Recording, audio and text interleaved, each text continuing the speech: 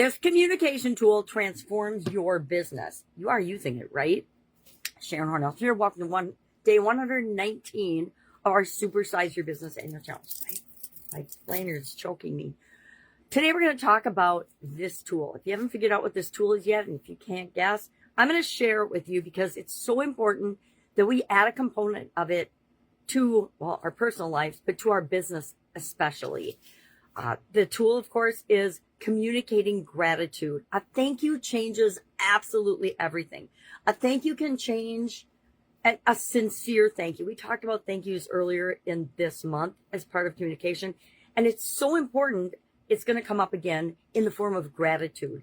What we appreciate, what we acknowledge, what we give attention to, and we know this being in business, if you don't measure a number that's important to your business, it will decline. If you do measure a number or a metric or a key performance indicator in your business, it'll automatically start to improve just because you're paying attention to it. So on a subconscious level, everyone in the business, and on a conscious level as well, starts to look for ways to improve that number, that metric, that key performance indicator.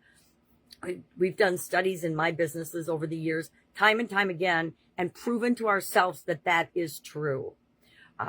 One of the things I used to monitor in the Italian food manufacturing business was orders every single month.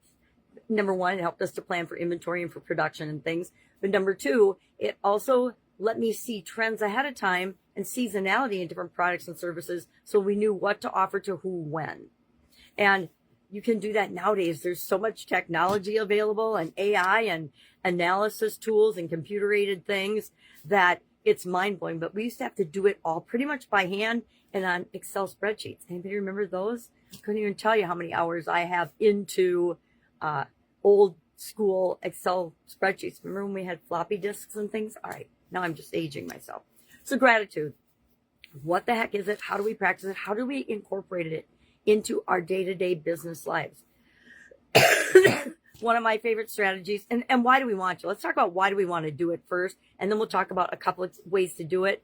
And then I'm, of course, going to challenge you to actually apply one of these strategies in your business. I'm going to tell you today, anything we hear about and we don't implement and take action on right away, we tend to lose. I know I'm not alone in that. I think that that's human nature. We only have so much, conscious capacity and ability to act on things immediately. And if you become someone that acts on things and implements things immediately, that in and of itself, that habit will transform your life. But we're talking about gratitude today. And why do we care about it? Because what we pay attention to, just like I just said, multiplies. If we want things to multiply in our business, we pay attention to them. If we want an awesome culture in our business, we acknowledge people for the good work that they're doing because that creates more of it. People love to follow a role model. People love to know that they're appreciated for the things they do. If you want to fix somebody's tardiness or attendance problem, pay attention to the people that are always there and always on time and thank them for it. I don't know about you, but my days of corporate meetings were all over the place, right? Depended on the organization, depended on the culture. But one of the cultures and one of the organizations I worked with and for, people had a horrible habit of showing up to meetings late. And all I had to do to fix that for my department head meetings was I locked the door one time.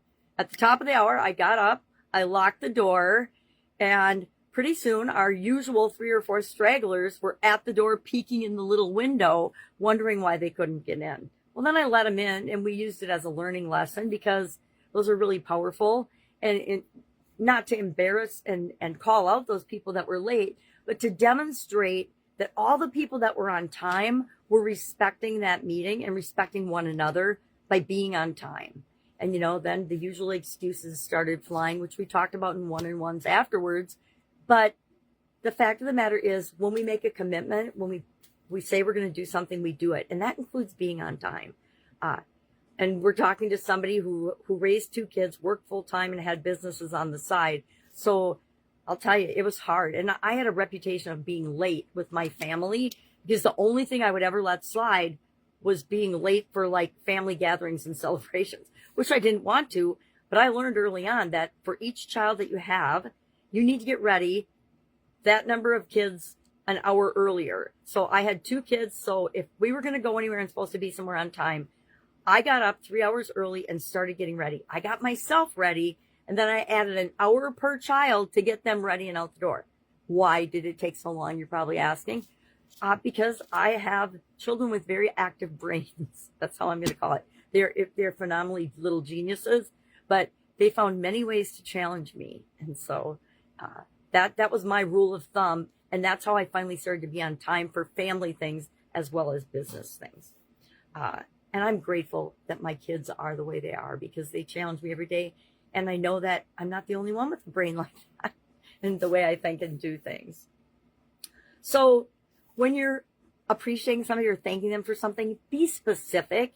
We like to, and we started to do in many of the companies I'm a part of now, where we start every meeting with wins and gratitude and thanking one another for when we help each other out on projects and things. And that changes the whole tone of the meeting. No matter what the meeting's about, that's how we start our meetings. Just a simple little thing, a simple little practice. If nobody has anything, nobody has anything. But it's really a powerful way for people to learn how to speak up and share gratitude and what they appreciate about one another. And that, I think, has become the favorite part of our meetings nowadays.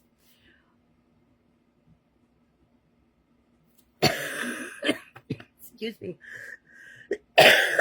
So what are some creative ways you can incorporate this into your business or into your organization's culture? Because that's where we really want it to be. We want it to just be a part of who we are as an organization.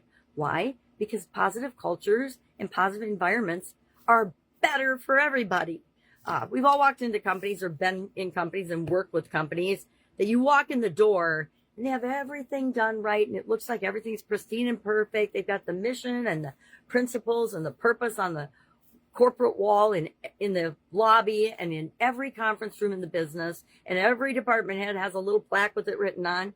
Yet you walk in and you can feel the energy suck in the environment. So you know they're not living by that. And part of it is when we investigate and we start talking, nobody's actually appreciating what's working. They're all focusing on what's wrong. And if you have a culture that focuses on what's wrong, guess what? We get more of what's wrong.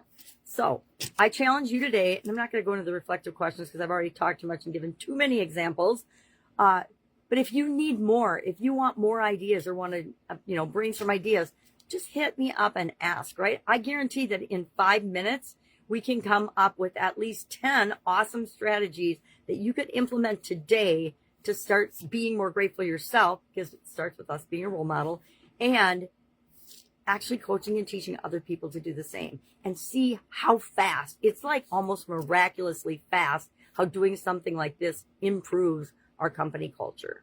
And, we all think our company culture is fine, but an outsider will come in and they'll be able to tell you in about 5 minutes more than you have ever been able to see or know about your organization. Even if you've hired a $100,000 consultant to come in and do a bunch of surveys and tell you what's going on with your culture. Can you tell I work for big companies? Yes, I have. All right. That is our topic for today. I would love to know your take on this. I would love to know and have you share in the comments below how you practice gratitude in your company if you're doing it already, or what one thing you're going to do today and try today. I say just try thanking somebody by the water cooler for something specific that they've done for you in the company. Boom. And then watch their face. Watch their face light up. That is worth its weight in gold. All right, have an awesome day, and I will, of course, be with you tomorrow. If you like this, if you want to be a part of a community of like-minded, high-vibe, positive people, join us on the school platform. All you have to do is comment supersize below, and I will send you the link. Have an awesome day, and I'll, of course, be with you tomorrow. Bye.